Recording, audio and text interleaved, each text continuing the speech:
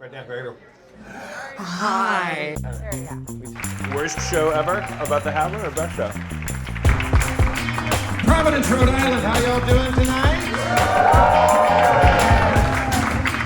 Here we are, immersed in what can only be called a extinct bank vaults. This is fantastic. A comedy club that looks like a prison and a bank.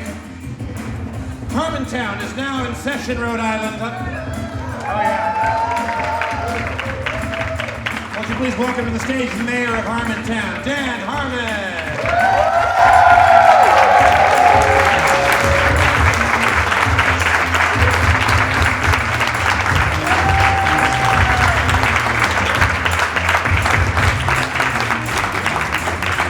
Rhode Island. Yeah. What, do you want more music? No. That was the end of the song. Rhode Island. Some facts about Rhode Island, Jeff. Well, you just told me you didn't Wikipedia them.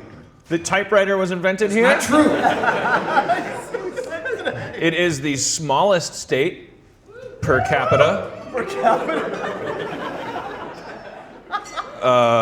It is only 175 yards across. It is between the lower curve of the Tangiers River and the Colorado Peninsula. Wow. And it's the most haunted state. There's a lot of ghosts. Are there any famous ghosts? There are several famous ghosts. King Tut is rumored to haunt the Biltmore, which is just down the street. Charles Dickens apparently roams the old First Street promenade, still warning children about the events of Halloween 1912. And also Connecticut haunts Rhode Island. Why is that? Just jealousy.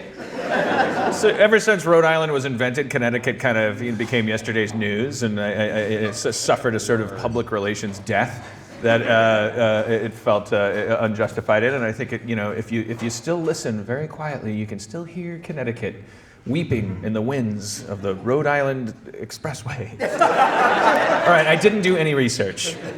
I figured it was a small state we could get away with one night of just hanging out. A lot of you probably came here because we begged you to at the Boston show, and still others of you who weren't begged probably. I mean, what Rhode Island's like 30 feet across. It's like what are the odds that anyone's actually from within the boundaries of the state? Who do we have here that's actually a Rhode Islander? Clap. Don't raise your hands. That's really good. Actually, well, that's actually a shit ton of people. The entire population of Rhode Island. Now, how big is Rhode Island? What's the actual 35 by 40 miles. 35 by 40 miles? I would have no idea if that was a joke or not. Like I wouldn't know. Like you could tell me 350 miles. I don't have any sense of the scale. I know that when you look at on the internet, it's one of the few states in the U.S. where they have to have that little magnifying glass thing come up. Like they can't just put the red, dot on it. It has to have like a little inset where they're like, it's over here. I think that's nothing to be ashamed of. I don't know what having a big state gets you. I think that's stupid.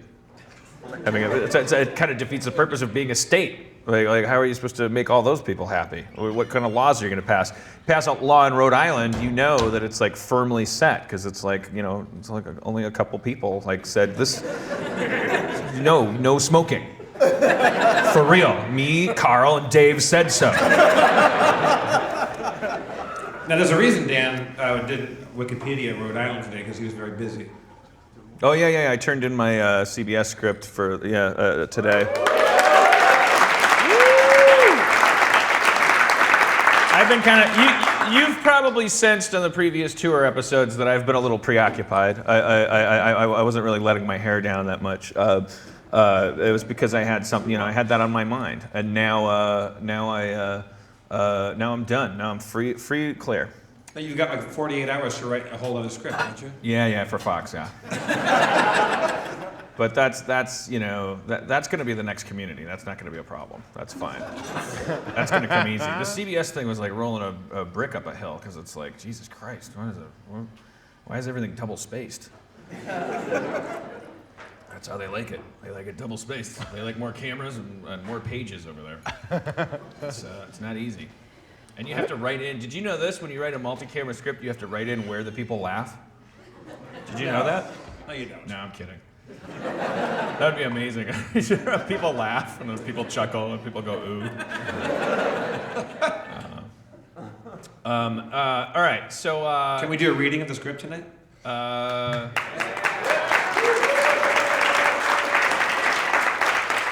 I don't think we're allowed to. That's ridiculous. They paid hundreds of thousands of dollars for it. I can't read it. It's $10 worth? Yeah, give us one couplet. I did some tasty fade-ins. That's $10 worth of. What makes a tasty? I use the fade-in? letter Q quite a bit, ways you might not expect. Yeah. I'm legally liable now. The letter Q is used 8 times in the script. You know too much. It's about a guy and his daughter. You can't really get deeper than that in a multi-camera sitcom. It's about a guy and his daughter. It's about relationships, Jeff. Multi-camera sitcoms are not a baser art form. In fact, they are, in television terms, more classic, obviously. We started with The Honeymooners. When we started making sitcoms, we started with the idea that these were plays that were adapted for larger audiences, but at their heart were a couple hundred people watching something, reacting together as human beings. So they may seem to our new cinematic savvy eyes as being somehow more primitive or cheesy or watered down or silly, but I think that's just because a lot of them are written very poorly, and I think that I turned in one that's superior to everything on television. I think I'm going to revitalize the whole format. I think people are going to be going, why doesn't everyone laugh at everything all the time when you're watching it? And that's going to bury The Voice and American Idol and Major League Baseball. Everyone's going to start watching shows about guys in an apartment that can't make the rent and have a dog forever. I think this is a nice looking place. Dave and Corey, that's their names, right? The guys that run the place, Dave and Corey. Am I getting that right? Okay. Dave and Corey are too modest to call out yes. They were interior design guys before they opened this club. That's not a joke. They told me, and their Wi-Fi password is Dave Corey 2630. Why would you tell them that? Well, because if anyone wants to get on the Wi-Fi. Oh, I see. Okay. Just fragment this audience to pieces. We're gonna be checking our Facebooks. And I said, are you guys 26 and 30 years old? Because I know my passwords often have like my ages attached to them. When the thing says you have to have a number, you know. I just stick my age on there. So over the years, I'm like, oh, God damn it. Was I 37 or 38 when I started getting into feet?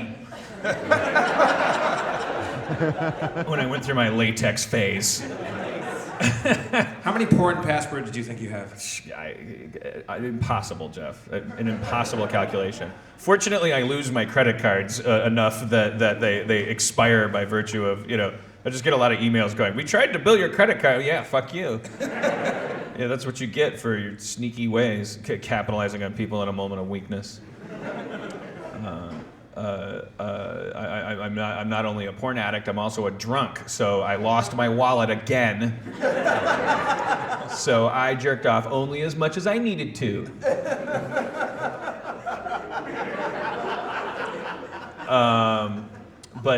No, Dave and Corey are not 26 and 30, but that's how old they were when they started their first business. I thought that was cool. I don't know. I thought that was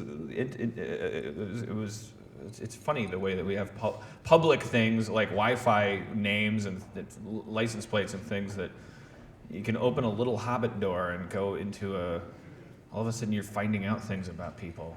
For example, Jeff, I don't have an example. That would have been so cool. Now, I've known you for a long time. You've gone through a series of fetishes, or maybe. Let's talk about that. Yeah. It's Rhode Island. It's not gonna. Where's this gonna go? Is there are you on something new that I don't know about? Have you gone down a new rabbit hole into finding out what? Question. What have I been into? Tracing my. I wish I could trace like the history. For those of you who listened before, like I was at Dan's apartment like years and years ago, and he had taken all these individual pages out of like titty mags and like Playboys and stuff, and put them in a manila folder, and just like rather than having all the magazines around, he just took out the pages that were potent. Right, you know, and anybody ever do that? Well, that's probably like a thing. Oh God, is it Marissa? Yeah. Is your mom here again? Oh. Yeah, we brought this girl's mom on stage last night, and we talked about masturbation, and it was touch and go. Oh, I'm good by accident. That was accidental gold.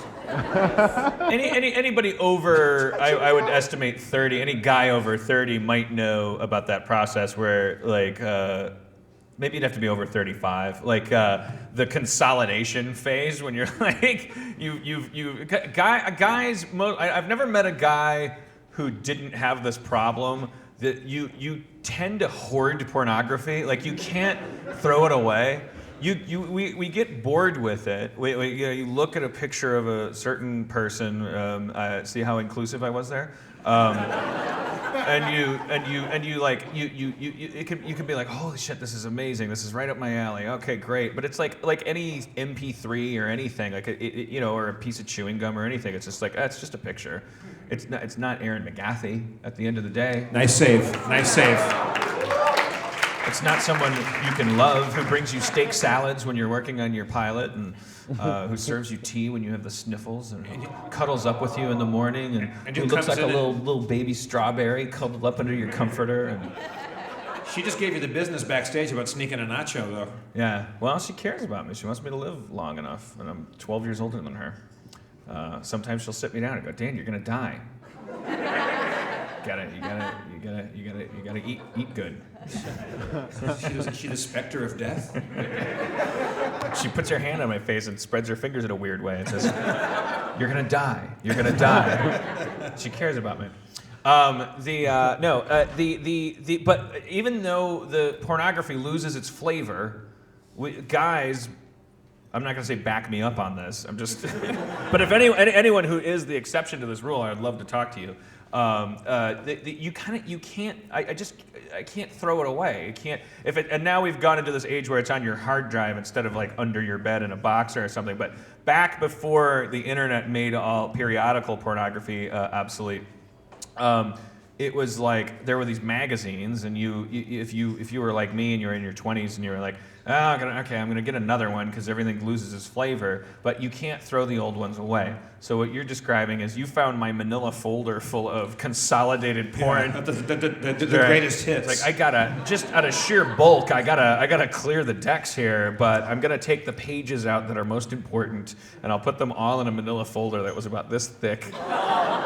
And Jeff was going through them. Oh, I'm sorry, this thick. I've held up my hands about 2 inches thick.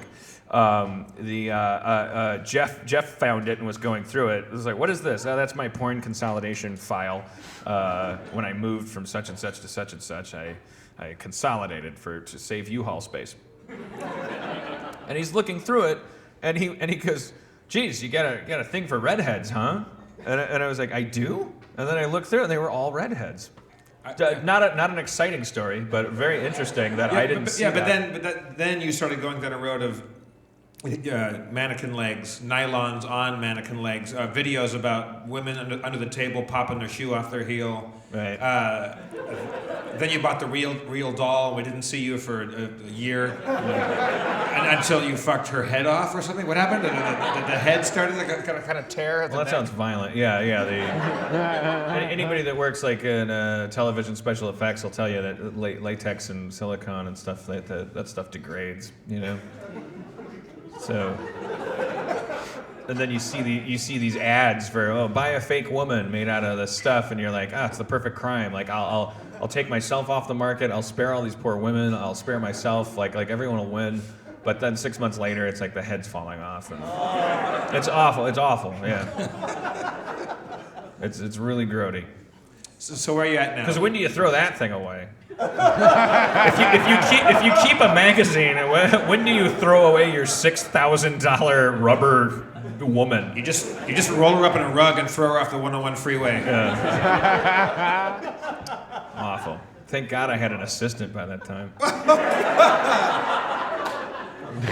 You made someone do it for you? Yeah. Well, How did she or he dispose of it? Ask her. I don't know. I went on a road trip. Said that crate better be gone when I get back. It's depressing. It came in a crate. It's like a Stephen King thing. I mean, think of the alternatives. Is it supposed to come in a spider web? Is it supposed to come in a cocoon, like a gremlin? A womb. So where are you at now? What's floating your boat now? I don't know. You don't know that you can tell us, or you don't know what it is? Well, I'm in a relationship now, so it's number one. It's like it's not so much about exploration. When you get the chance or have the urge, it's more of a shotgun thing. Like you're just like, all right, I'll tell you whatever. But also because I'm in a relationship, it's really not the time to get that specific, like conjuring up. I don't know. It feels like the past is more. You're more allowed to be honest about the past. But like, I don't know if I. Let's talk about yesterday. Yesterday, green-haired, middle-aged women I was into. I thought you meant like. Erin flyered for the show today. She's so dedicated to the to my happiness that she printed up 1,000 flyers for the show and just took them around to hand out to people. Is anyone here because of the flyer?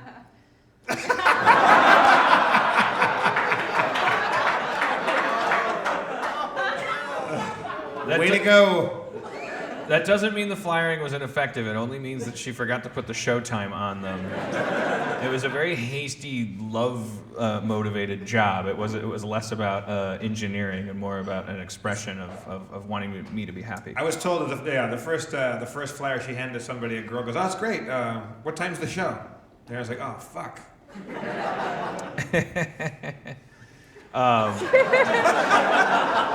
What time is the show? That's what's weird. The answer is 5:30. For those of you in podcast land, the sun is still streaming in through the Rhode Island skylights. There's a cat lazily napping on the warm sidewalk. There's eggs on the griddle, and we're doing a little comedy, a little conversative comedy before Bobcat Goldthwait comes on at 6 p.m. What's it? 7:30. This is the second time that we have found ourselves inadvertently opening for Bobcat, and I'm going to do some checking after the show. Actually, I'm going to do some checking with Bob, who we know and love. I want to know from Bob if the same woman at our agency is doing the booking of his shows. Because if she's the one, if the reason why every time we're in the same town as Bobcat is because she's double booking rooms, I'm gonna kick her in the fucking forehead. Because I don't know how funny you guys feel at 5:30, but you should just be thankful that I'm an alcoholic, because no one should be this drunk at this time. Backstage, you're feeling pretty cocky about your self-worth, and you were talking about your powers as a writer. You were hulking out back there. Yeah, what's different? What do you mean? What's your problem? I have a sociopathic edge to me right now, don't I? Like I'm not. Can't you hear the kind of weird, cold, even temper to my voice? Don't I seem like a little like soulless and like kind of into myself?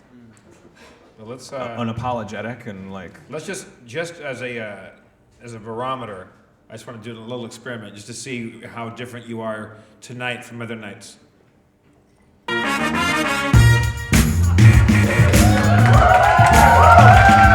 Yo, bread, butter, milk, salt. I fucked your mama, asphalt. I fucked your mama, sky is blue. I fucked your mama 1 time and 2. I fucked your mama on the point of her nose. I fucked your mama and a tree grows out of her face where I fucked her. That's how fertile my semen is. Pretty good. Yeah, I think you're about there. I don't know. You know my mama's dead, right? Yeah. So's Aaron. So's everybody's. Big whoop-de-doo for Maybe it's 'cause you you and keep- all your dead moms. Maybe it's because you keep fucking people and trees grow out of their face. All I do is express myself. I mean, maybe I wish I had a dead mom. That's another way of saying it. Yo. Mom, if you're listening, that doesn't mean I wish you were dead. It just means I wish I had a dead mom. It's two different things. Yo. I mean, it's like, Would you, for rap purposes, because obviously you don't literally mean you're gonna fuck my mother or these people's mothers, would you ever rap about fucking your own mother? yeah, sure. Yeah.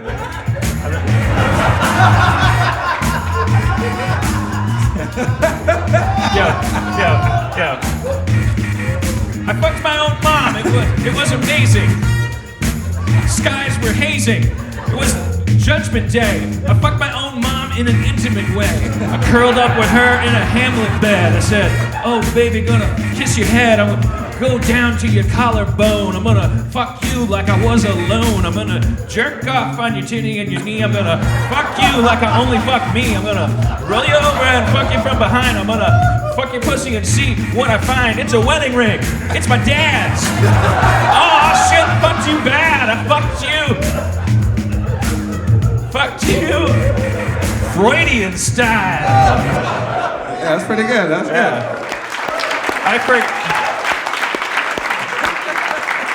Did you see, I don't know if you saw between where I said, I forgot Oedipus's name.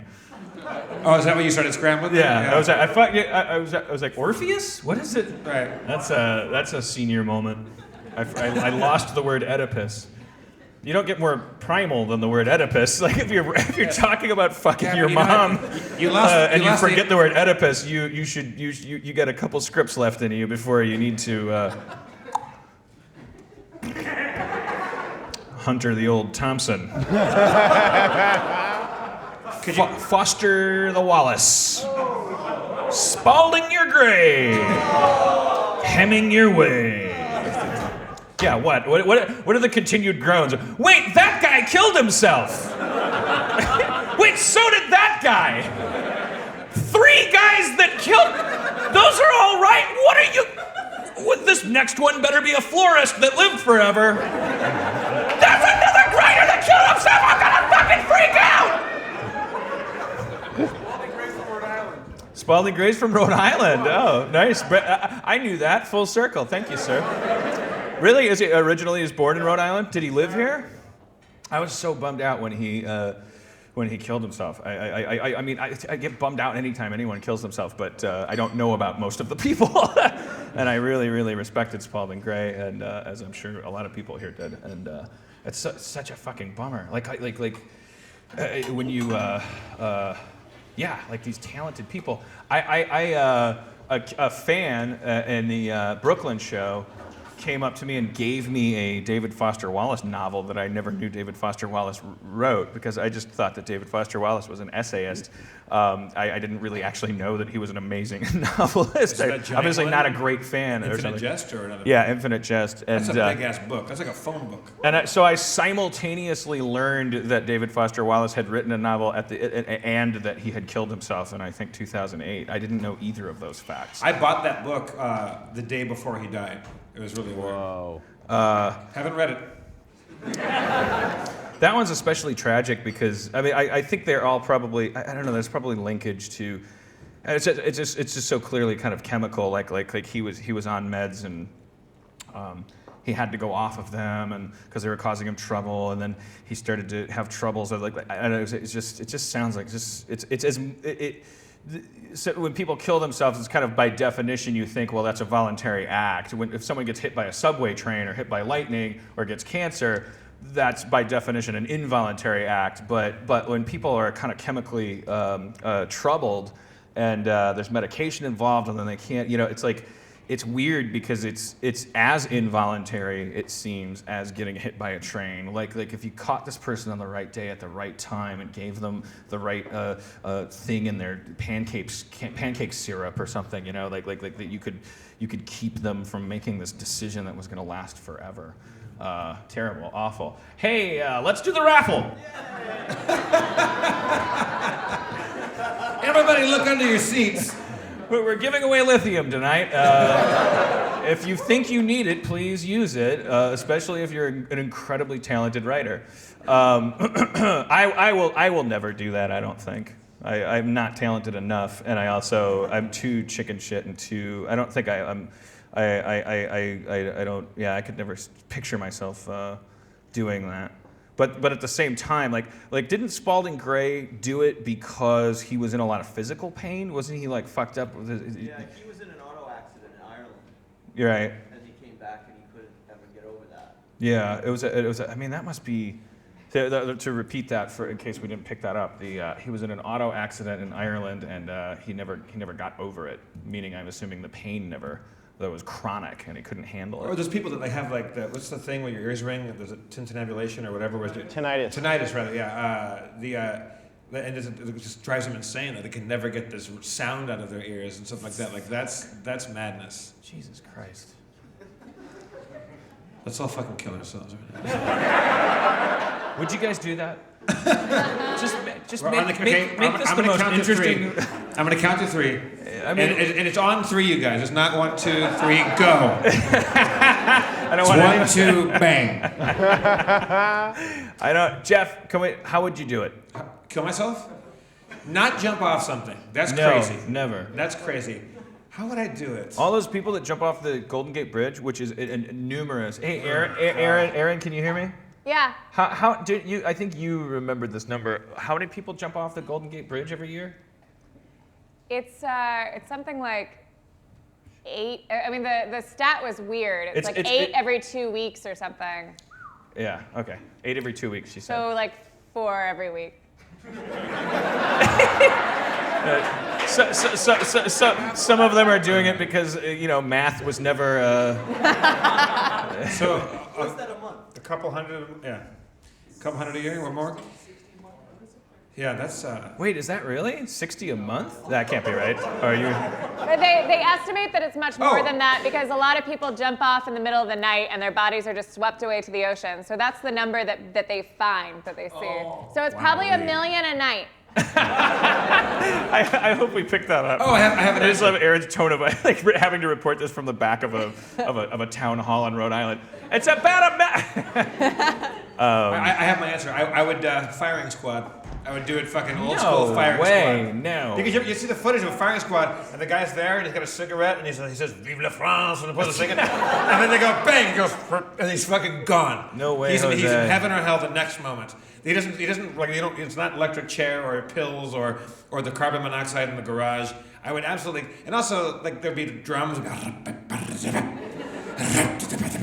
then you're like, I'm fucking doing this right. This is some 17th century shit going down here. That's how you do it. I don't know. Too much suicide formation.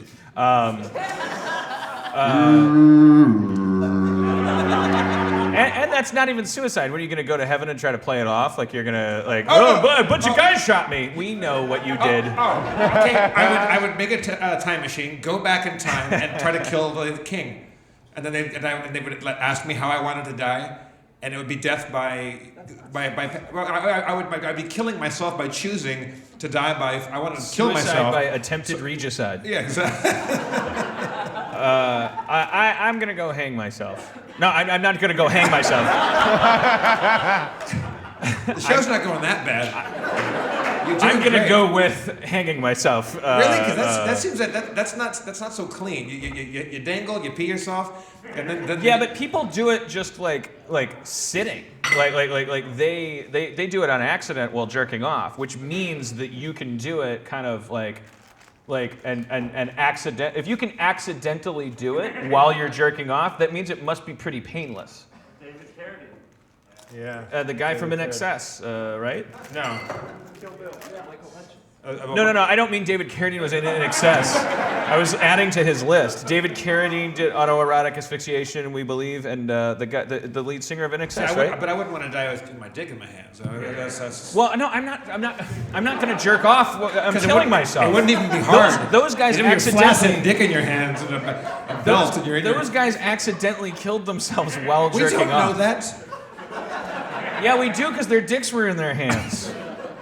I'm saying that therefore, because you're able to do it while having that much pleasure, and so obviously those guys had everything to live for in that moment. They would have stopped if they had known, oh shit, I'm dying. They would have stopped, which means that they weren't conscious enough of the fact that they were dying to stop it, which means, to me, perfect death. Because it means that you could actually sit in a relaxed position and like arrange like a thing around your neck, a ligature.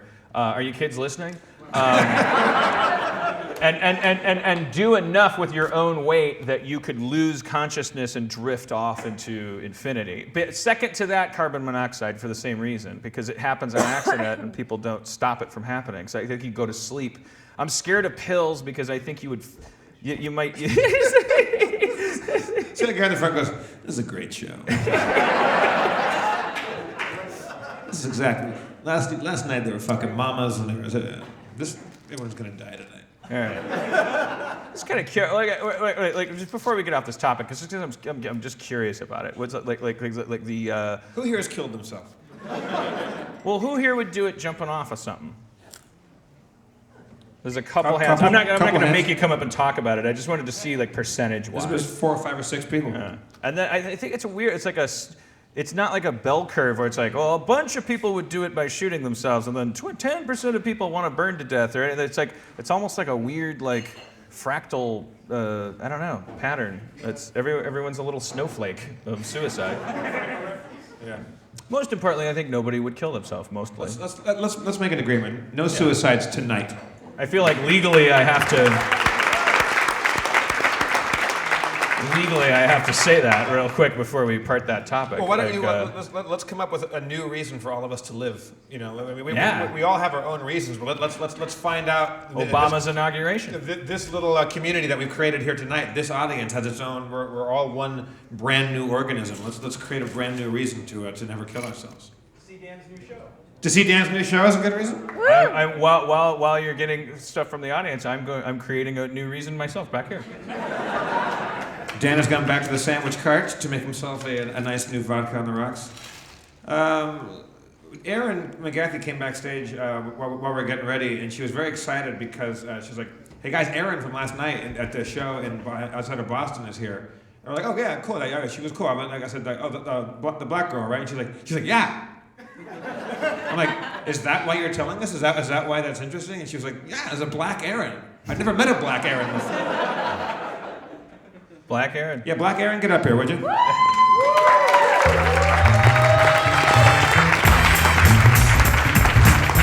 Black Erin, bam-a-lam. Whoa, Black Erin, bam-a-lam. Whoa, Black Erin, bam-a-lam. She's like Erin, but she's black. It proves that race is an artificial construct. There's a Black Erin. Hello. Are you okay coming up here? I don't know. You're such a sweetheart. We met last night in that place that's not Boston, Somerville. You even kind of dress like a black Erin. I could see Erin McGathy if she were black, dressing exactly like that. It's an Erin outfit. I didn't even. Yeah. So you got little black tights on and stuff like that. Yeah. Skirt, yeah. I'm so obsessed with race. I didn't even. Yeah.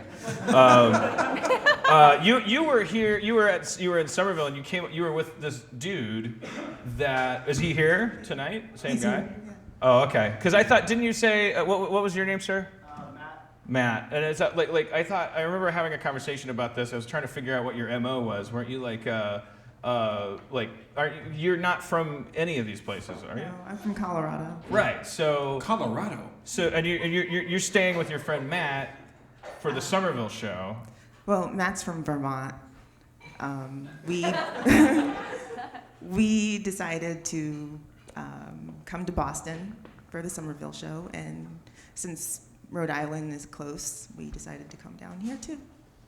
But then I'm wrong saying are you going to a third show too? I'm going to Denver too. Right, because that's in Colorado where you're from.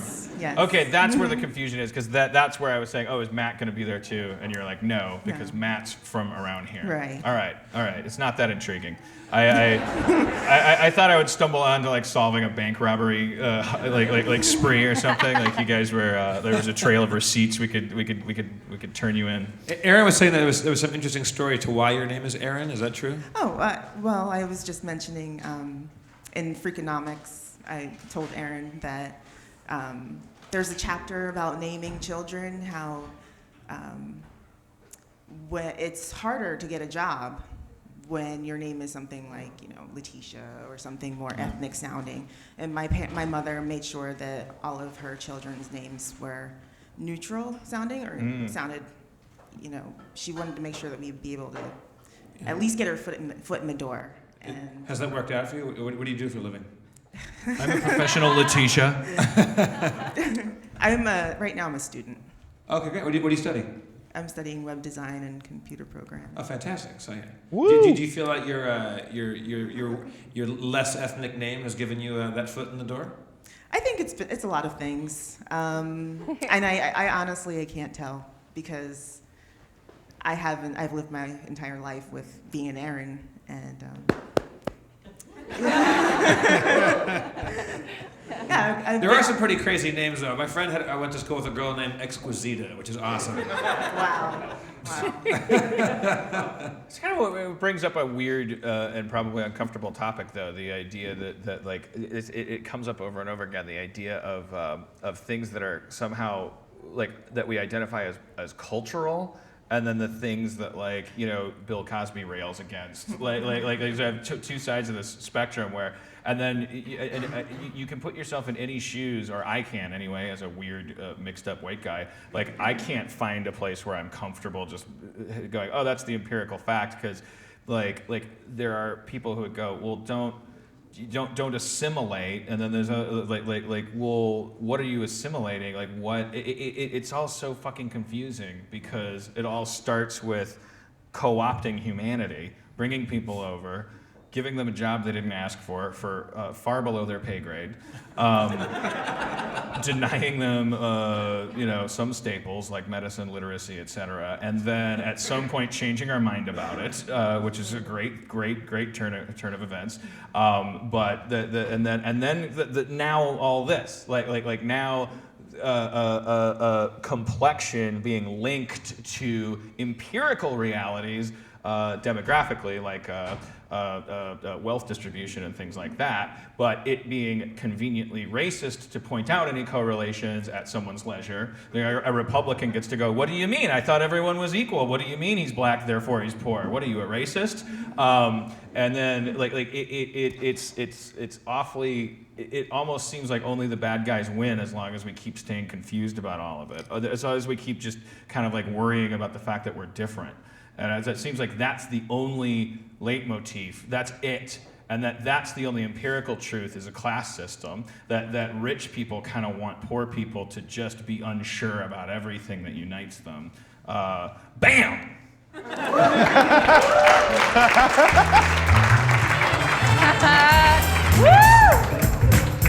Oh, I fucked your black mama. I did it with my white dick. So what? I didn't care. I'm not racist. I united humanity with my dick. Black mama. I don't know. Aaron, do you have any opinions about any of this stuff? I do. All right.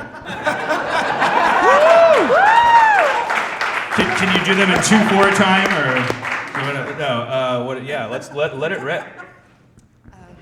You want a beat? No. It's actually one of the reasons I really like your show.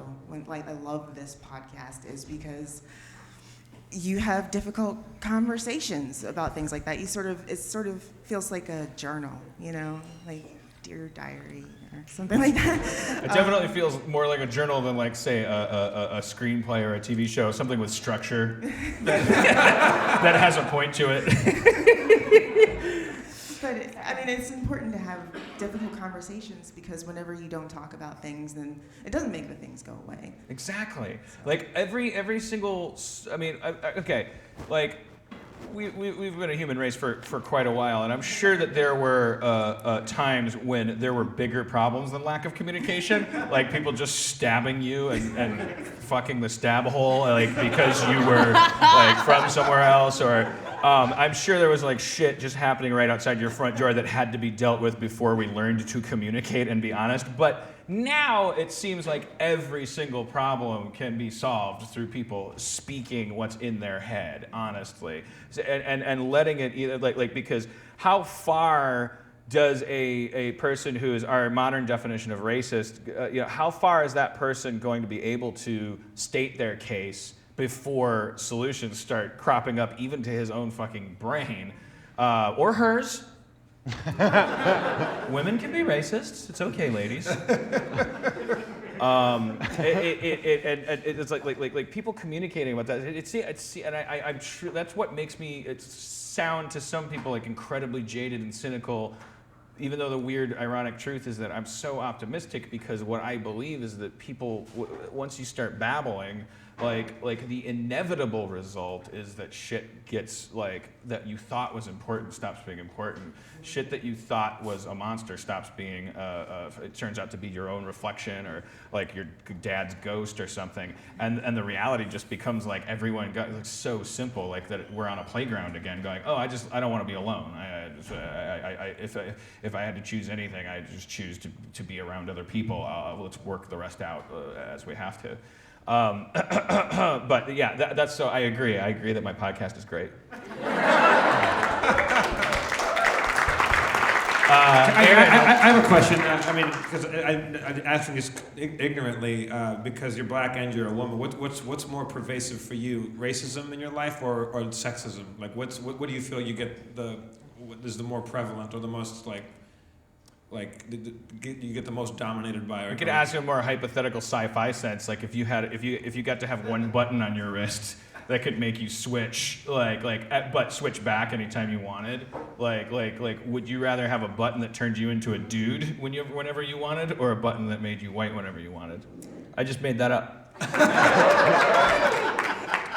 And you get to change back anytime. It's not about not liking yourself. It's just about the social obstacles or whatever kind of inconveniences. I think that I've probably never ever wanted to be a man. I've never even considered it. I think every kid has that moment in their life when they. I haven't either, Aaron. Never wanted this. I didn't ask for it. It's flopping around down there. It seems very impractical. I have nipples. They feel good. All right, sorry. I grew up in the suburbs, and I grew up around everybody else was white around me, and I think whenever I was a kid, I really didn't realize, it's not that I wanted to be white, I think that I just didn't realize I was black. Right. And so whenever I did realize I was black, I was like, oh, well, I don't want to be different, so. Yeah, I had a lot of friends growing up when I was in Milwaukee public school, like when I was like definitely in grade school.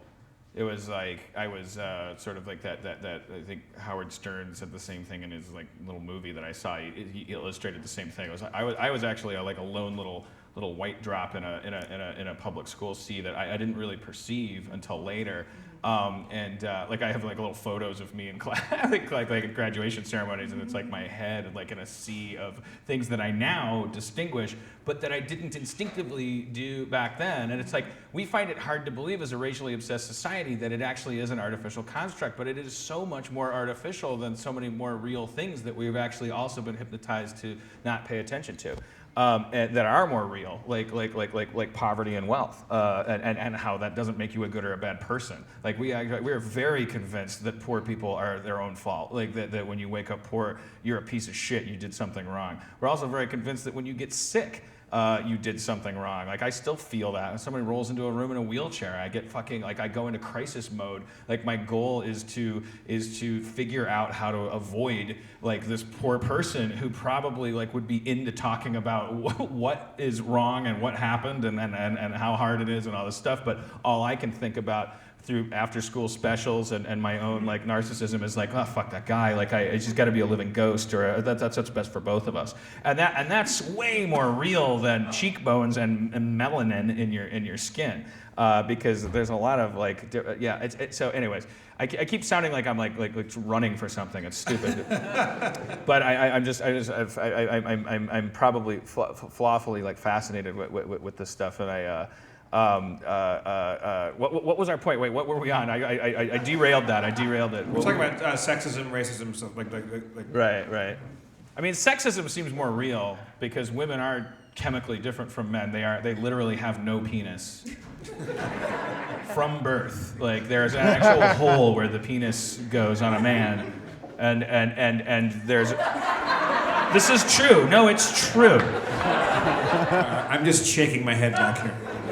And as an extension of sexism, then homophobia is actually a little more real, even though there's a huge difference between homophobia and racism in that a homosexual can walk around and get a job and hang out, and if they choose to, they can never have anyone or even themselves be conscious of the thing that makes them different inside.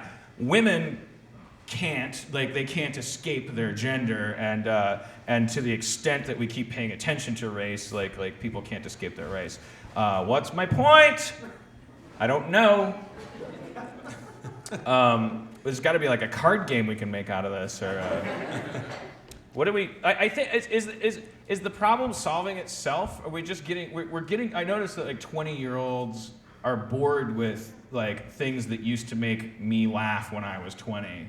You know, like race used to be a much hotter button when you mashed it as a comedy writer. Like I can see myself becoming antiquated in writers' rooms. I can see people like Donald Glover like going like yeah, it's not that funny. It's like, and it's not indignant or anything. It's just getting hackier and hackier to mash those buttons, which I think is a good sign. Is everything fading? Is everything getting better? Sure. Yes. Aaron? I think that things move in cycles, honestly, and it's really difficult to tell, especially with the recent history of race in this country. I do think that the problem with people ignoring it and getting bored with it is that they still haven't dealt with the actual issue. I mean, people...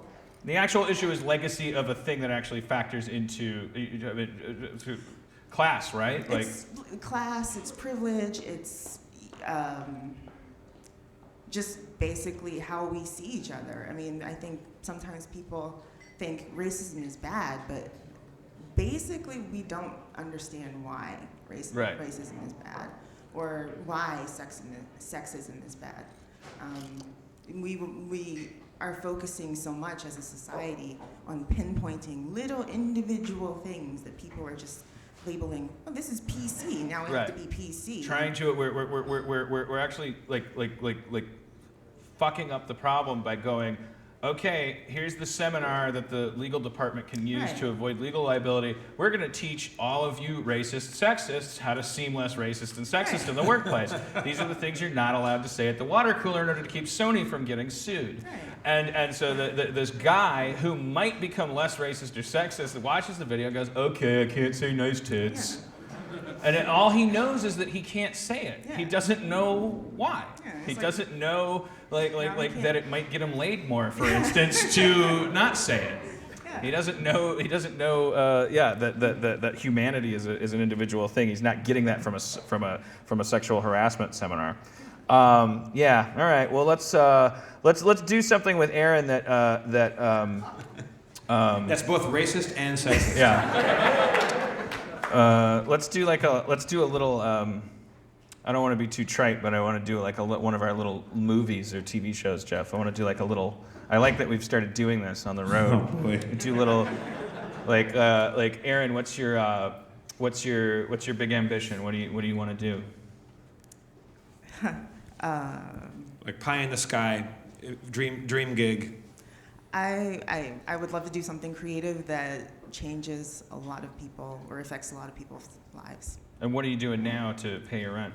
I'm a nanny, and I work at Banana Republic. Two groups gave you some vocal support, or one very specific person. I think Aaron should come up. White Aaron should come up and play Black Aaron on this. Don't you think? Aaron McGathy to the stage. In the role of a lifetime. Okay. We're gonna test your range right now, Aaron. Aaron McGathy, is gonna win a Tony for her portrayal of Black Aaron. Aaron McGathy, everybody. I was a nanny for a long time. Aaron was also a nanny. Yes, it's true. Both Aarons were nannies. You still are nannying, new Aaron. New Aaron. Yes. All right. So, all right. She's a nanny. She's worked at Banana Republic. Her aspiration is to create things for people. Just create things that will change people's attitudes, change their minds. I'm sorry. Change their attitudes, change their minds, maybe open their minds. You know. Like art or literature or Art, literature. I love to write. I love to draw. I want to be a graphic designer or web designer. just kind of creativity all across the board. Yeah. That's great. Something creative. That's a great aspiration. All right. Here we go. It's a new movie. It's called Black Aaron.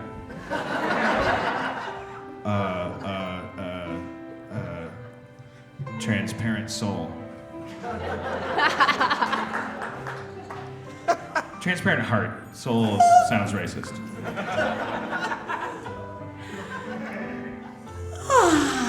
Dreams and peace.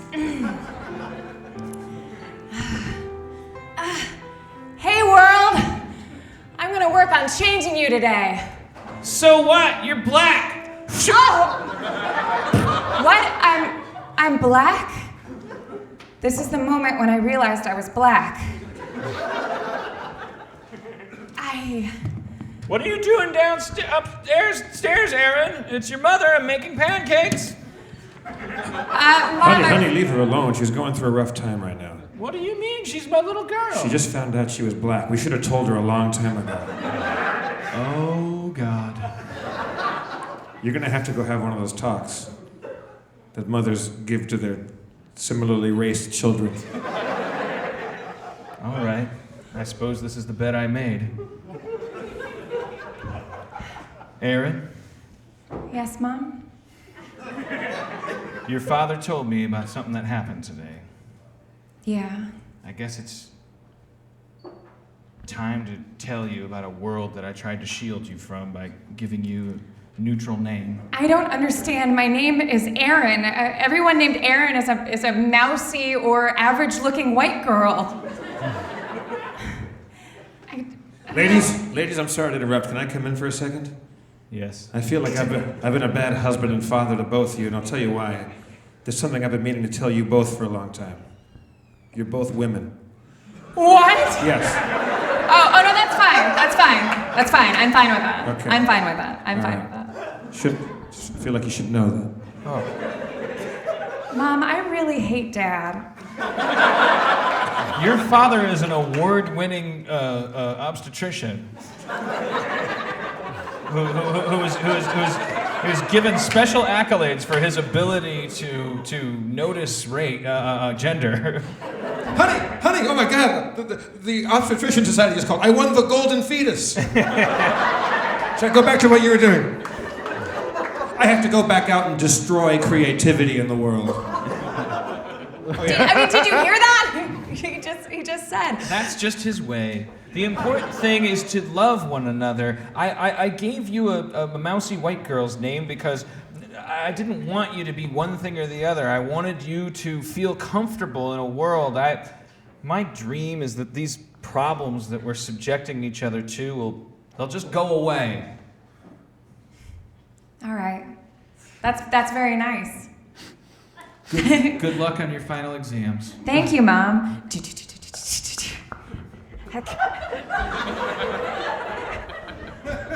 Matt, no. I just want to know if you still want to go to the snowball dance with me. Matt, I have to focus. I mean, if I'm gonna change the world with art or music or graphic design or something else or speech or something, first of all, I'm gonna have to spend some time focusing, and then I'm gonna have to do it. That wasn't a note, Aaron. You're doing fine. I'm sorry. I thought I was gonna get a big laugh and I didn't. I'm just kidding. She's the best. Right. Well, that's what I wanted to talk to you about. I have the answers to this final exam. Like, you wouldn't even have to study. Just copy off of me, and then you can focus on being creative. Or my name's not Phil Dorfman. It's not. It's Matt. Oh, Matt, right. So I couldn't possibly trust you. Look, man. Hello, son. I'm sorry to bother you at school. Your name's actually Matt. I should have told you that a long time ago. Oh. Sorry. Go back to harassing that girl over there. Listen. Also, she's black. Hey, I don't care. I've never had a reason to care, and I'm not gonna have one today. Okay, so just copy off of me, and then you have time to be creative, and we could be boyfriend and girlfriend, and the world could be free of race. We could have a little beige baby. Well, gosh, there's so many things running through my mind. I'd like. 9 months later. Push, daughter, push. I'm gonna. Dad, anybody else? No, Anyone else? Nobody in this town has won more awards for delivering babies than me. I'm a 3-time Golden Baby Award winner, and I will deliver your baby. Oh my God! He's coming out breech. It's hideous! It's hideous! Don't mix the races! Don't mix the races! Okay, well that went differently than. Transparent heart, everybody. Transparent heart. That did not, Aaron. That was not the right. Okay, let's compare notes. My thought was that Phil/Matt who loved Erin regardless of her race, was going to have her copy off of his test for his own convenience, his own visceral convenience. Right. And then they were going to get caught by a teacher, and then he was going to throw her under the bus and kind of play the race card. Great, so you wrote the improv scene we were going to do. Well, I'm a fucking genius. I was writing ahead. I certainly didn't intend to cut to the birthing of a minotaur. Right. Which seemed it was like a cautionary tale against misogyny. What did we create? I'm saying we haven't figured out our problems. It's just cast a stark, trenchant social commentary on the state of things now. It's making us look at ourselves the way we actually are, the darker version of ourselves than we actually are right now. I mean, I have to admit, I'm white Aaron. I'm white Aaron. No, I definitely in my head about playing. What is this look on your face? I'm just waiting to. Definitely in my head about playing Black Aaron, because when you're playing a character, you're like, how is this character different from me? But we're the same. We have the same sensibilities. This is the talkback portion of the. You ever go to a play and there's a talkback? What's your takeaway from our little tale there? I mean, what do we do right? What do we do wrong? Oh, Black Aaron. I thought it was great. Oh, okay. All right. Yeah. Accurate. You know why? Because as much as you, as a dominant white male, want to control the outcome of things, especially involving women in communication, sometimes life takes its own course. Only I, as a white man, know how to solve racism and sexism. It is something I have been born with the equipment to do. I was really excited, Dan, that you got to show everyone what your newest fetish is, which is we pretend that he's being born from me. It's really exciting. All right, well, let's thank new human Aaron for coming up here. Thank you. I'm so sorry for everything. No, thank you. Oh, God. I hope we can heal this scarred world. Thank you. Isn't she lovely? Such a sweetheart.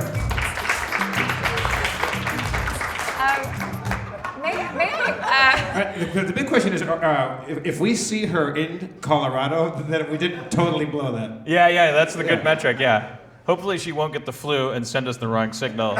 It'll be like a Romeo and Juliet thing. Like, is Erin out in the audience? And then she's not, and we're like, wow, we really fucked up. And then we kill ourselves, and then she shows up late, and she's like, they killed themselves, and then she kills herself. How did Jeff organize a firing squad that quickly? Why does Dan sticks in his hand? Yeah, I mean, why is he? I thought he. That's a whole. That's cross signals. Was this a group suicide or a ritualistic murder / orgy? I would jump off a bridge. Oh, all right. Sorry. Yeah, there's a couple people who would. It's Yeah. crazy. You guys, I don't know if I would recommend watching that documentary or not. The Bridge. No, it's pretty. I mean, I don't know like if it's a really snuff a film. It's really documentary. upsetting. It feels ghoulish and freak showish. Like I think the reason you're watching it is because you want to watch people jump off the Golden Gate Yeah. Bridge. It should be called Yes, You Get to See People Die. Yeah, and they kind of dress it up like that's not what you're watching. I watch it. It sets the sad music, and it shows people crying on the Golden Gate Bridge, and then it just ends with this repetitive, just people just plummeting. And they shot it, and so the whole time you're going, you fucking shot it. Come on, this isn't And you journalism. shot it. You could have run up and stopped them, but they just filmed people jumping off. Like shoot a bottle rocket at them, something, because they're shooting it from way down below. But the thing that was the clincher was like, okay, because they kept interviewing this one guy, and I was like, This guy's family. I was like, they kept talking about him and coming back to him, and I was like, there's nothing building here. I'm not learning anything new. If I find out that he just jumped off the bridge in the coolest way, if they just got the best shot of him committing suicide, then I'm fucking that's the final word on this thing. And yeah, well, I was really sick to my stomach enough. after. I was like, why did I watch that? I was really like, it's really fucked me up for a whole day. Suicide's not the answer, rap. Coming up. Yo, MC Life coming at you with a new message. It's about to get positive. Don't do it. Don't take it all. Your mom and your dad gave you so much to call upon. Study your math. Don't drown yourself in the bath. If you want to strangle yourself, do it while you're jerking off. You might like it, and then stop doing it, and then it'll be like you came harder. Oh, life. Rhode Island. May I ask something? This is a really self-focused question. From you?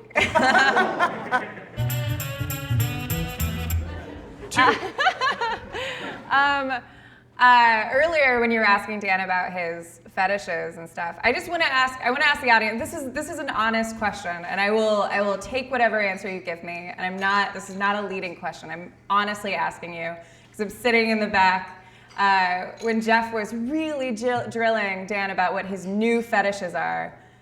Should I feel bad about that? Should I feel like I was just fucking with it, obviously. No, I know. But when I was sitting back there, I was like, is Jeff saying in a very subtle way that he doesn't respect our relationship? Certainly. Or is it okay? Yeah, that seems like Okay, thank you. That's why I asked. No, I think the worst thing you can say about Jeff is that he was trying to instigate us breaking up by creating dynamite podcast entertainment. I wouldn't put him past that, but he's not a gun. I'm not trying to bring the mood down. I'm really asking.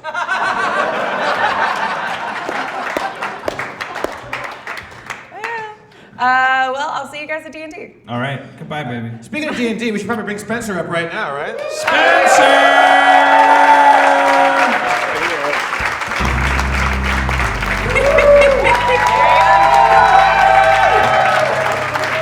Oh, yeah.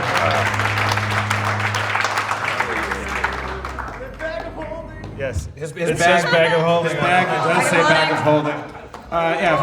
Again, for those of you just joining us for the first time, this is Spencer, our dungeon master, who's been traveling with us.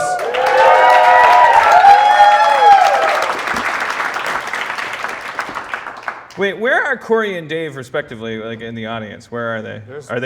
They don't have to be in the audience. Are you guys both back there? Yeah. Oh, okay. Wait. Okay. I was like wondering. Oh, they're on either Am I face blind, or is this guy either Corey or Dave? But this is just random guy. Yeah. That's how weird I have borderline prosopagnosia. Oh my God! I just realized we're going really late. What? Oh shit! Is Bobcat? Bobcat just called me. No, okay. I just realized. When do we have to get out of here? Like 5 minutes. 5 minutes. Oh, shit. okay. Oh, 2 minute speed round. If you know, I didn't know this was a bullet train show. I didn't know we had to. That's totally my fault. 10 arrows. Bad comptrolling. Oh, okay. All right. Well, it's a bummer. We're sad to go. But we'll be at the we have Whiskey to get out of here Republic to afterwards. load out so that Bobcat can load his audience in. So we're going to put it right to the limit here. So Spencer, get us up to date. You guys wake up. You're inside of a giant beast. Good job. I killed the beast. Nope. Oh shit. Describe this beast. What are we looking at here, Spencer? You wake up in the wreckage of a ship. It seems to be ripped asunder. Although you're in a rather dark place, there seems to be some sort of ambient light shining through. You can see the red walls of wherever you're in through the cracks in the ship. Go. I can see the what? You can see the red walls outside of your ship.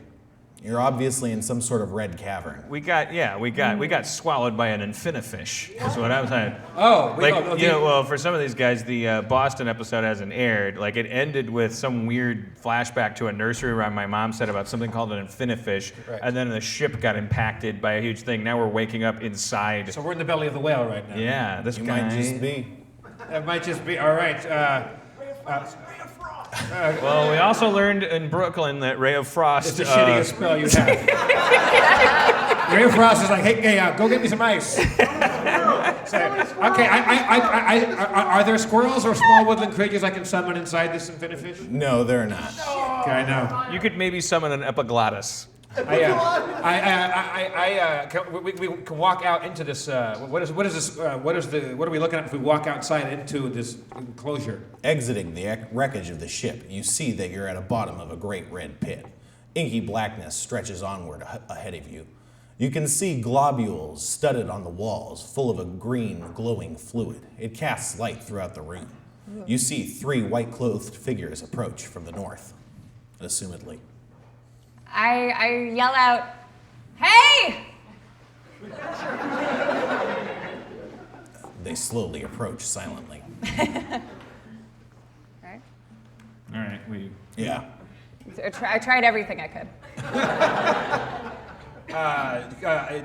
Use your diplomacy. Talk to these guys. All right.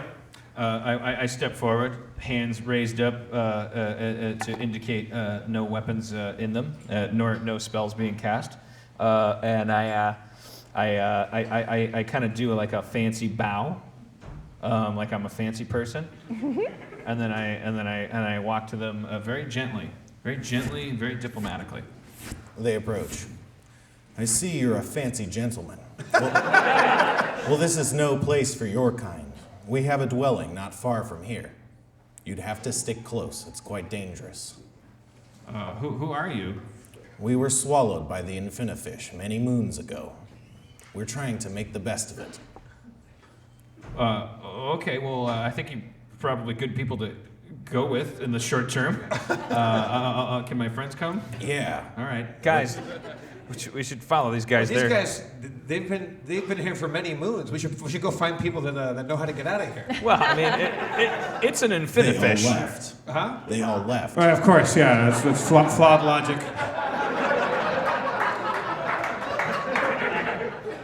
I say we follow them, especially since it's got to be like a 2-minute episode. Oh yeah, and also we're already over time right now. Yeah.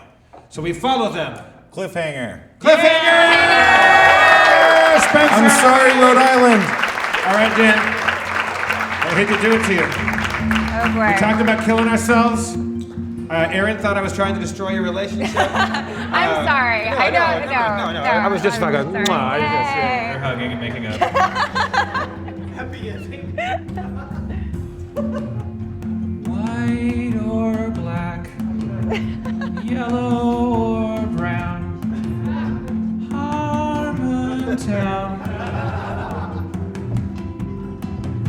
I've come to a place called Road. It's an island in a place that you've never known. It's a magical realm where all your dreams can come true and be owned. Down in Harmontown, saw your mama on the street, and I came on her feet. She's a whore that cannot be beat. I fucked your mama in Harmontown, and I wanna fuck your mama again. I'll give her dollars, number and 10. That's all she's worth. She's a worthless person to me. Your mama's Harmontown. So sorry. It's hard to improvise lyrics, and a lot of times it results in talking about fucking your mama. But it's not a real mama. It's just the mama of America. The mama of America. 50 states wide, mama. District of Columbia. Is your pussy, I fucked America. President Obama, you hear? I'm gonna fuck your country without fear. I'm gonna take ownership and thrust from my constitutional right to fuck you over again. Fuck your mama, fuck your country. Fuck your mama, fuck your country. Fuck all the governments and all the politicians. Fuck all the police and fuck everything. Thank you for coming to Harmontown, everyone. Harmontown. Spencer Crittenden. Harmontown. White Aaron. Black Aaron. Aarons of all colors and creeds. I'm Jeff Davis. One more time for the mayor, Derek Harmon. CBS pilot in Harmontown. Harmontown. Everybody fucking Harmontown. Everybody fucking Harmontown. Fake stage dive. Like, we'll just, like, kind of. The world's shittiest stage dive. All right, you know, everybody, we're all taking the party over to Whiskey Republic. You want to come over there? There's merchandise for sale. We'll hang out. We'll sign stuff, and you can. We'll get Dan a real stage float when we go over there. Whiskey Republic, everybody. Thanks again. We love you all.